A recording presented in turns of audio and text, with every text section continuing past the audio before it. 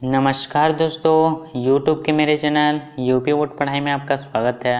अभी तक आपने मेरे चैनल को सब्सक्राइब नहीं किया है तो प्लीज़ मेरे चैनल को सब्सक्राइब करें।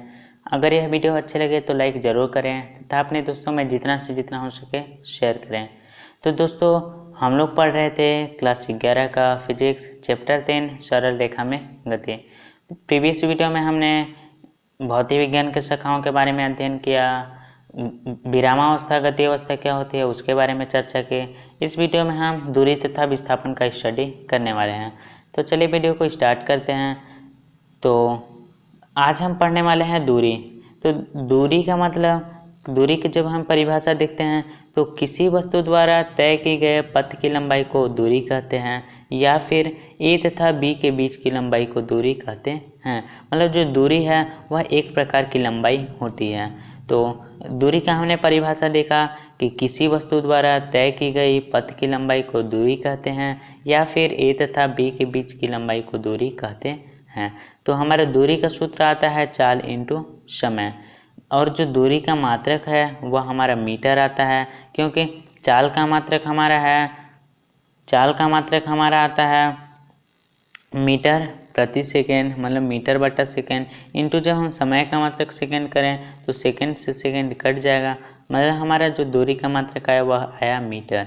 और जब हम इसकी विमा की बात करें तो जो कि यह लंबाई के बराबर है, तो हमारा जो विमा होगी वह भी लंबाई ही होगी, मतलब कि m0 l1 t0। और जो दूरी है वह एक अदिश राशि होती है।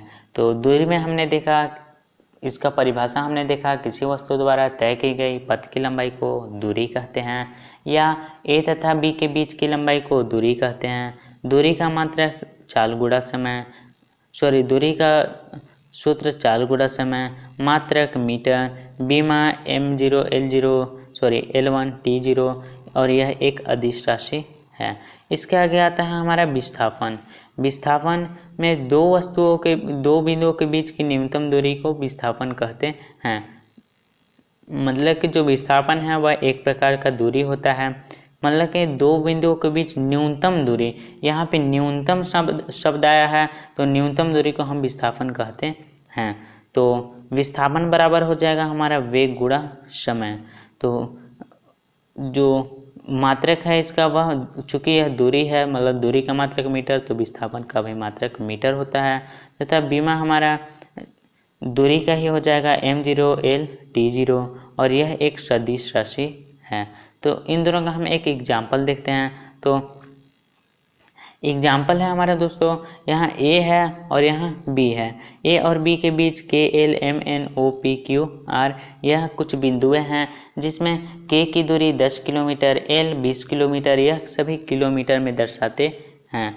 तो यदि मैं कहूँ कि A से R की दूरी क्या है, तो दूरी हम यहाँ लिखते हैं, यहाँ हम विस्थापन लिखते हैं। तो दूरी हमारा है 80 किलोमीटर, और जब हम विस्थापन कहते हैं तो ए और आर के बीच न्यूनतम दूरी भी हमारा 80 किलोमीटर है। तो ए और आर के बीच दूरी तथा विस्थापन 80 किलोमीटर आया। अगर हम कहें कि ए से एल पुनः फिर के, तो ए से एल पुनः के की दूरी क्या होगी, तो ए से एल गए 20 किलोमीटर, पुनः के पर आए 10 किलोमीटर, मतलब कुल दूरी हमारा हुआ 30 किलोमीटर। अगर हम विस्थापन की बात करें, मतलब ए और के के बीच की न्यूनतम दूरी, तो ए और के के बीच की न्यूनतम दूरी है हमारा 10 किलोमीटर, मतलब कि हमारा 10 किलोमीटर विस्थापन आएगा। तो आई होप दोस्तों आपको दूरी और विस्थापन समझ आ रहा होगा कि जो दूरी होती है वह दो बिंदुओं के बीच की लंबाई होती है, लेकिन जो विस्थापन होती है वह दो बिंदुओं के बीच की न्यूनतम दूरी होती है। अगर हम इसी प्रकार वृत्तीय पथ पे देखें, तो वृत्तीय पथ पे मान लीजिए यहाँ पे कोई ए बिंदु है, और फिर ए बिंदु से घूमते घूमते पुनः ए बिंदु पे ही पहुँच गए, तो जो दूरी होगी वह 2πr के बराबर होगी। लेकिन विस्थापन हमारा चूँकि ए से गए ए पर ही पहुँच गया, मतलब कि न्यूनतम दूरी हमारा 0 आया, मतलब कि विस्थापन हमारा 0 आएगा। तो आई होप दोस्तों आपको दूरी तथा विस्थापन समझ में आया होगा। तो आज के लिए बस इतना ही दोस्तों।